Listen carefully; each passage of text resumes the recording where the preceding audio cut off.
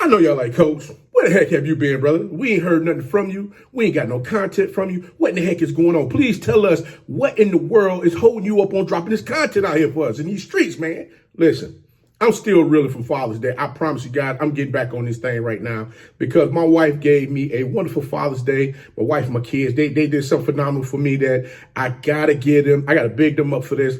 Baby, I thank you for the phenomenal Father's Day. I got to do something that I love to do in my pastime, which is, I smoke cigars, right?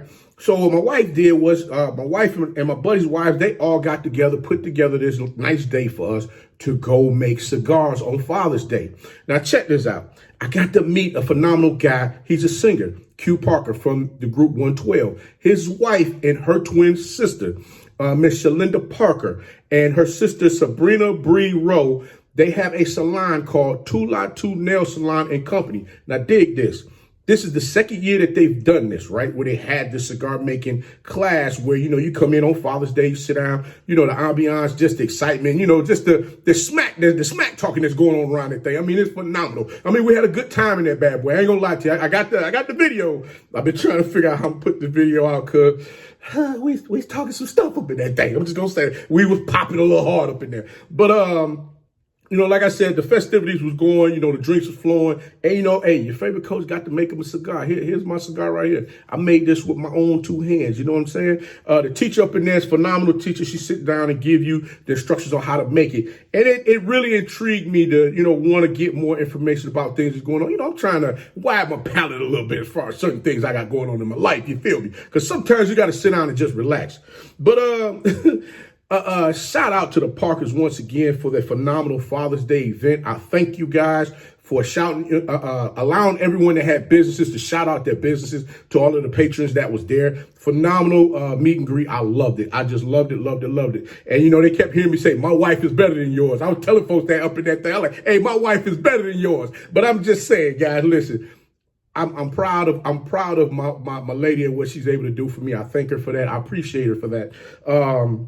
But yes, guys, if you can, make sure y'all look out for that with 2 Nail Salon and Company. Hey, matter of fact, go over there and check them out. Book you a pedicure, manicure. Get over there and do something with those folks. Phenomenal individuals, man. I mean, very down to earth. And like I said, they love the people that come through there. They just love on them and make sure that, they're having a good time in that space that they're in while they're servicing them. But guys, that takes me to this guy right here that I got to talk about. It just really blowing my mind with some of the stuff that's going on, because you would think that when you go through them hallways of being at an HBCU, you're going to understand the fact that you navigate accordingly when it comes to dealing with people. You network with folks, you build relationships, you do all of the things that's necessary to continue to keep moving your career forward. You don't poo-poo on folks and make them feel some type of way because things ain't going the way you want them to go, in which you don't have control over. But I will say this, there's some things that kind of got brought to my attention that I just, I'm in that space, man, where I'm just like, I ain't biting my damn tongue no more. I'm sorry. I got to say what I got to say. And if people don't like it, that's cool. But we're not going to sit back and act like this stuff is not happening, because it has an impact on all of us, regardless if you like it or not. It depends on if you might want to go to the area. You might want to do whatever it is that you want to do with these people. So you know what? Your favorite coach will go ahead and put this on over and blow the whistle. You already know what time it is. If you haven't done so already, make sure you get yourself comfortable. Get your pillows, get your wine. Hey, matter of fact, get your cigars. What's that? Man, I had some Greenwood whiskey. Woo-hoo-hoo, that thing is smooth, boy. Let me tell you something. That whiskey there, boy, it got a punch to it. I like that right there. Also, man, get your blankets, get your snacks, get whatever it is that you need so that you can get comfortable, so you can go ahead and feel where Coach coming from with this thing here. Because we got to talk about it. We're going to have us some grown folk talk, guys, because I'm like, yo, if we can't do that, what can we do? Because it's time we start cutting the foolery out and start moving this thing forward. Y'all ready? So if you haven't done so already, please like, comment, share, subscribe. This is on the Tomorrow Leader Sports Network platform. Like I always say, tune in, tap in, tell a friend to friend. Y'all know the routine. That's what I always tell y'all over there on Tomorrow Leader Sports Network. So y'all make sure y'all do that. Don't forget, like I said before, like, share, subscribe. What I said? Like, share, subscribe. Okay. Now, we got the NBA finals going on right now.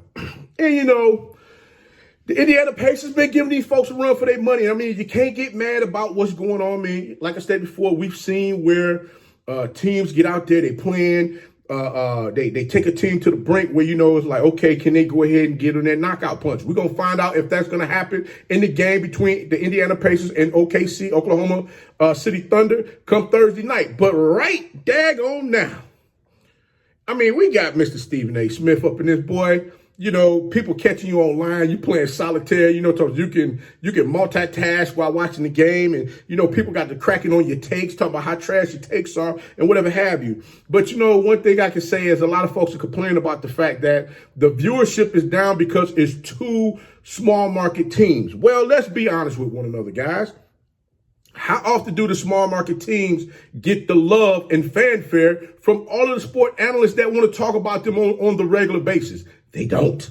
They more so they want to talk about Los Angeles, LeBron James. They want to talk about Miami. They want to talk about Boston. They want to talk about the Clippers. They want to talk about Philadelphia. They want to talk about, who else? We got New York Knicks, which they ain't won that the guy knows when. You want to talk about daggone, who else? Golden State Warriors. You even throw a little Denver in there every now and again when it comes around to talking about the who's going to win the MVP. But then we got to look at it from this standpoint. You got Shea Alexander and Jay Will. They out there balling. You got Halliburton and you got Siakam. They out there balling. And Mathurin and the other cats that's over there with them, they balling. And I'm just like, come on, man. You got Chet Holmgren trying to do a little something out there. I'm like, hey, Chet, you got to get in the weight room, bro. When the season's over, you got to get there. You got to get in the weight room, Chet. You got to do something with that thing, baby. Because I'm looking at guys put their hands up in your chest cavity, and I'm talking, they sliding you over like God doggone, you one of the little pegs and dominoes or something. You just falling on about that thing. I'm like, come on, Chet, you got to get it together, baby. But I say all of that to say this. Looking at everything that's going on right now, the viewership is definitely down this season. I mean, let's be real here. The 2025 viewership is down for the first two games, average 8.84 million viewers on ABC, which is a 24% decrease compared to 11.65 million viewers for the first two games of the 2024 NBA Finals, according to the Hollywood Reporter. Now, looking at everything that's going on right now, yeah, everybody want to talk about the small market teams. Can we be honest for a second here? We got sport analysts wanting to talk about why people don't want to go to a particular destination. And you saw Ja Morant had to jump out there and stand up for Memphis. I mean, it's all over the place right now. And I'm just trying to understand for the life, man, like Stephen A. Smith, when you don't have anything to talk about, I'm starting to notice something. I'm starting to notice a pattern here where you want to jump on low-hanging fruit. And the low-hanging fruit normally is the smaller markets because you're talking about who needs to go where and what needs to happen this or why these people don't want to go there. But you know what? It takes me back to when LeBron James was in Cleveland the first time around when he couldn't get the players to want to come play in Cleveland. Why? Because it was a small market.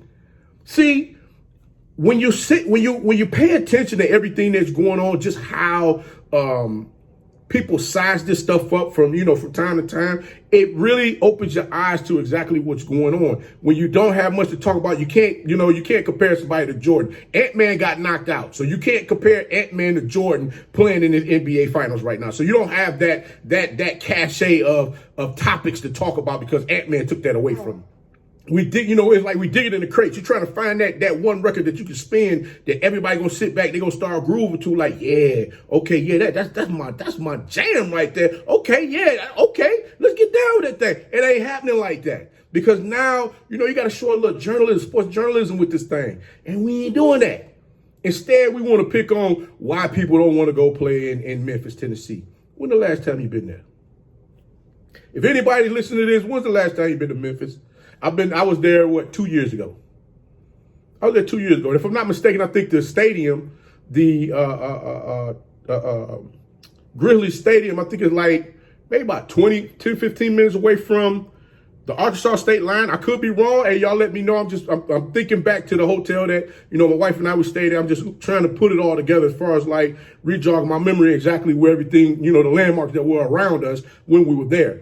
And I say all of that to say, Beautiful city, don't get me wrong. I mean, hey, you can get out there, go have a good time. I mean, heck, people gonna tell you where to go, where not to go. There's always gonna be places that's like that, wherever it is that you go in the United States. Unfortunately, myself, I'm not sitting on TV talking about, oh, I would love to go to La or go to Miami. You know, I got to have my scenery. I'm not worried about that. I'm going to do the job wherever it is that it takes me to go. When I had to go to Memphis, you know, for the Southern Heritage Classic, I went there making sure I did my due diligence and gave all of you things that you know, something that you want to see, kind of like this stuff right here. I'm gonna show you just for giggles and grins. I gave you a little spot check on it, on some of the stuff that was going on out there at the Southern Heritage Classic, just for you to see, like, dang, I need to go check that out. I mean, bigging it up as far as like, hey, bring yourself on out here and see what's going on for yourself, and then make that decision. But when you get on television and you constantly want to talk about what these athletes should and shouldn't go, or who they should and shouldn't consider, you know, taking their talents to, or whatever have you, I'm like, what we got going on? I mean, let's think about it here. Have anybody considered that the reason why the viewership is going down could be those that are color commentary for the games? I'm gonna be totally honest with you guys, and I'm not being biased when I say this. But I'm just going to be real with you.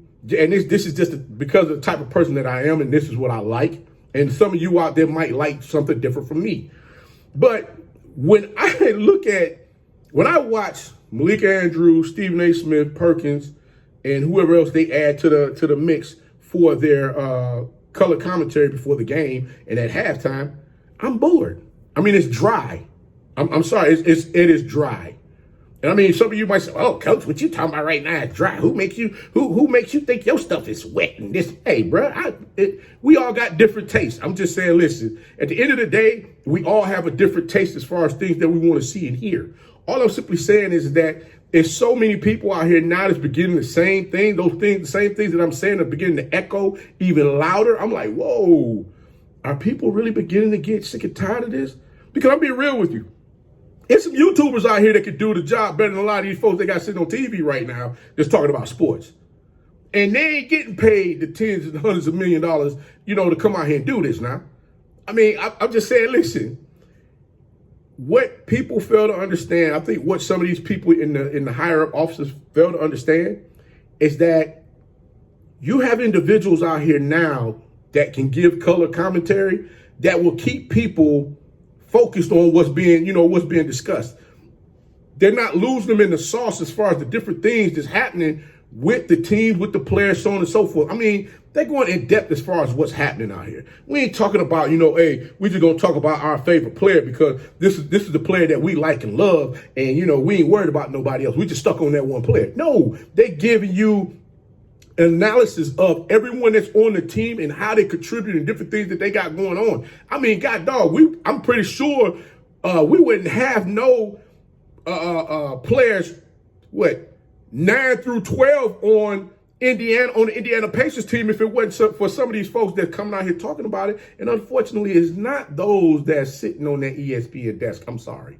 I mean, when you project your emotions as far as you talking about the game, and it shows that you have your emotions is like a wet brick, what do you expect people to get from that?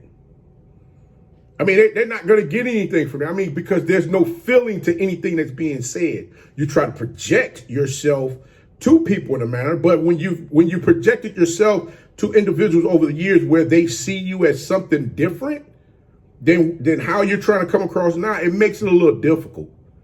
And like I said, I'm sure I do that with many of you that's watching right now. You're like, Coach, wait a minute. But you do that yourself. Sometimes you come off cool. Sometimes you come off cold, whatever have you. You know what? And I can respect that. But I'm willing to call myself to the carpet on and say, you know what? I need to back off that just a little bit. Let me fine tune that and get myself together and bring this thing to the people the way that they love it. Because, I mean, even for you to go at Giannis and talk about this whole ring situation as far as, hey, man, when Giannis, if Giannis don't get out here and win more than just one ring, it's this, that, blah, blah, blah. I'm like, brother, wait, whoa. I'm like, why are we talking about Giannis being an underachiever? I'm like, let's make it make sense. Giannis is considered an underachiever, if he only wins one championship ring. Now I understand why LeBron James is saying some of the things that he's saying in the commentary in his show. Because, I mean, think about it like this. Understand why, you know what? I'm going to be honest with you. The show that LeBron James did with Steve Nash, I loved it. Where they took the questions from fans and they answered those questions based on certain things that was going on. And one of the questions that LeBron James being asked talking about rings. And for the life of me, I don't understand why everybody is so in love with, hey man, you know, if you ain't win no ring, you ain't achieved nothing. And I'm sorry, but that was the thing that's been the thing that's been pushed since the 90s. Y'all want to know why the NBA is still sitting in the toilet as far as viewership? Because y'all have not let go of the ghost. The ghost is Michael Jordan. Michael Jordan was that guy in the 90s. He came in, he balled, you know, he evolved the league, you know, the manner in which they did, you know. Stern saw his new cash cow coming in there to help take the league to higher heights. Let's call this crap the way that it is. Yes, there was a lot of things that went Michael Jordan's way for him to win championships. You can sit back and say all you want that he didn't have a loaded squad. You can sit back and say he didn't have a big three. He did. They always went and got the guy that would be that good piece that would fit in there, that would take the pressure off of Jordan, allowing him to do his thing. Hot Rod, that was with the Cleveland Cavaliers. He went to the Clippers and he came and played for, not Hot Rod, but take Ron Harper, for instance. Ron Harper was a nasty defensive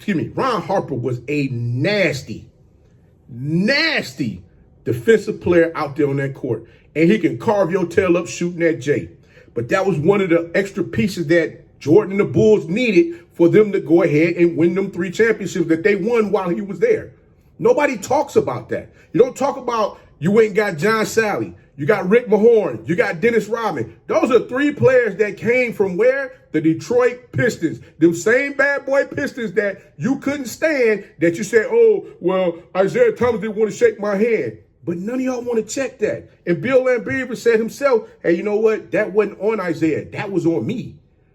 We sat down as a team. We said collectively we're going to do it as a whole. But you went and got 3 players off that Pistons team to win championships. You dig what I'm saying? So let's cut the foolery out here. We want to put somebody on a higher pedestal over here while we just kick the can on everybody else that's going down the road, saying, oh, they weren't good enough. Guys, let's break something down here.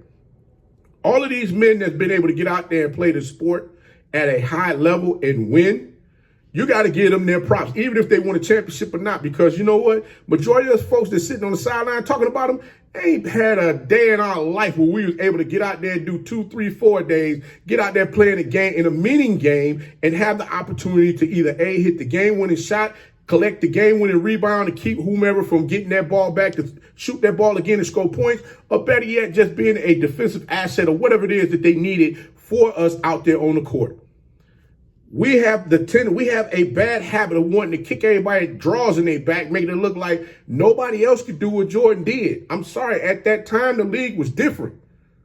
The league was different. Like they stated before, there's a lot of tools that were shot during that period of time. There wasn't a lot of 3 balls. The Boston Celtics, Larry Bird and that crew, Larry Bird, Dennis Johnson, and all of them, they was the ones shooting them threes. Isaiah Thomas and Joe Dumars for the Pistons, they had to add that into their game because why? It was always kicking, drive and kick, spot up jump or whatever have you. And it wasn't no 3 ball they were shooting. They incorporated that into their game later on down the line for them to finally get things moving in the direction that they wanted it to go for them to win. All I'm simply saying is that the game has evolved, and everybody want to talk about how LeBron James have done a disservice to the NBA. Well, hell, we're going to do that. Let's talk about how Steph Curry got everybody out here thinking they're a 3-point shooter, and they're not. You got guys that's out here launching threes like never seen before. Shaquille O'Neal was the last big man to play in the NBA that played that center spot that was meaningful. Now you got centers shooting 3 balls. Why we ain't talking about Cat getting his behind down?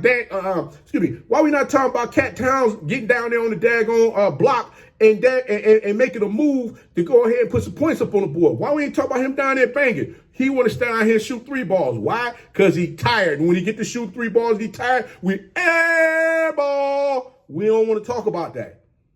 Let's talk about the game itself. Let's talk about things that we see. Let's get the game back to how the game is played and not worrying about, oh, we're gonna kick so-and-so in the behind because it's gonna get us clicks and views.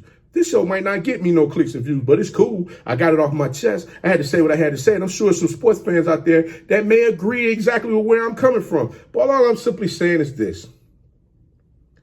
Stephen A. Smith feels that he's the voice of sports. And I'll be honest with you, Stephen A. Smith, you are the person that had, Stephen A. Smith, I'll be totally honest with you. From one HBCU student to another, you are becoming the voice that is destroying sports. Because there's so many people that are believing in these half-baked takes that you're giving to the masses, and they think that that's the way it's supposed to go. If you don't want to go to Memphis, then don't go. If you haven't been there to see what they're doing and how they're working on crime or whatever it is that they got going on there, don't go. But for you to just utter words out your mouth that want to engage people to talk and speak and say certain things that don't have any validity or don't hold any weight, or that's just absolutely not true, that's foul. But you know what? I'm gonna go ahead and get up off this thing. I had to get that off my chest because I'm just sitting there like, this can't be real.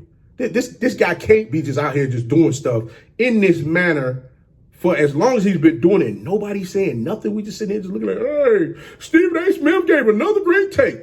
Bull jump. Bull jump. But you know what? Your favorite coach gonna go ahead and get up out this thing. But like I always say, make sure y'all tune in, tap in, tell a friend to come on in, because this was another episode of Blow the Whistle with your favorite coach, Coach Walker. But until next time, we out. Peace.